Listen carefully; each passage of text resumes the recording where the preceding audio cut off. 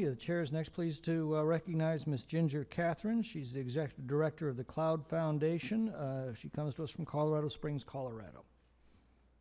Chairman McClintock, Ranking Member Tsongas. Chairman McClintock, Ranking Member Tsongas, and members of the committee, thank you for the opportunity to testify this afternoon. I'm Ginger Kathrens, the Director of the Cloud Foundation, a wildlife filmmaker, and the humane advocate on the BLM's National Wild Horse and Burro Advisory Board. I'm here to give voice to the vast majority of Americans who want their wild horses and burros to roam freely on their home ranges, a fact supported in national opinion polls. Over 70% of Americans want wild horses to roam on their ranges, and 80% do not want horses slaughtered. An astonishing 90% of women oppose the slaughtering of horses. For over 22 years, I've documented wild horses and burros primarily for PBS. Knowing nothing when I began, the horses became my teachers, and I was amazed at their complex behaviors within tightly knit family bands. The stallion is present year-round defending the band. The lead mare dictates the movement of the family. Every member has a role to play. It's wondrous to behold. The National Academies of Science, in their 2-year study of the Wild Horse and Burro program, stressed the importance of maintaining these natural behaviors. Overpopulation of wild horses and burros on public lands has been alleged by the BLM.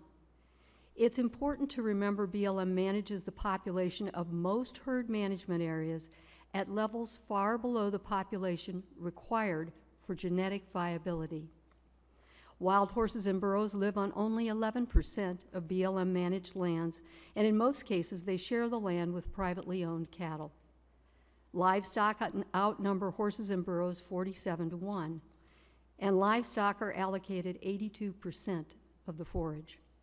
Overgrazing and overpopulation are overgeneralized and non-scientific claims by the BLM to justify removals of horses and burros from our public lands. Current management practices of roundup, removal, and warehousing were highlighted in the NAS report as a key finding. These practices have caused compensatory reproduction, an increase in populations as a result of decreased competition for forage. There are, however, reasonable, cost-effective alternatives for managing wild horses and burros which do not require removing them from the range.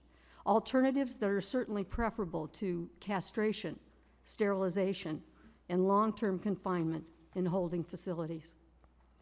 First, I recommend that in lieu of warehousing and costly short-term holding, BLM re-examine AMLs, appropriate management levels, and allocate a fair share of the forage to wild horses and burros. Second, we know from successful fertility control programs that the government does not need to remove or permanently sterilize wild horses and burros to effectively manage them. For decades, BLM has only applied PZP to a token number of mares. To be effective, it needs to be widely applied. BLM needs to implement the NAS recommendation that they use the fertility tools at hand, saying, quote, most promising fertility control methods for free-ranging horses or burros are PZP vaccine and Gonacon. On this topic, I recently consulted with Alan Rutberg, PhD of Tufts University and the former science advisor on BLM's National Advisory Board. He noted in part, there is no one-size-fits-all approach to applying effective wild horse contraception programs.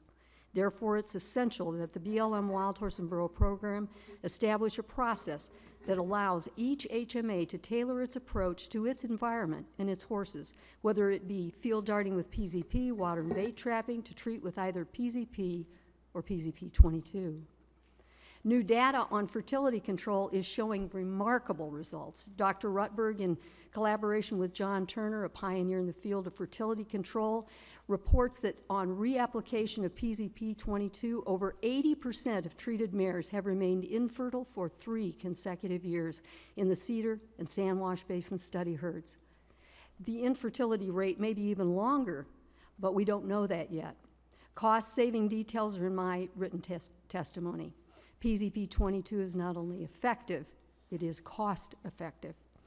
On the issue of herd monitoring, I recommend BLM increase their partnerships with well-informed and well-trained on-the-range volunteers. It's been our pleasure to partner with BLM, and we believe there are great opportunities to expand this cost-effective public-private partnership.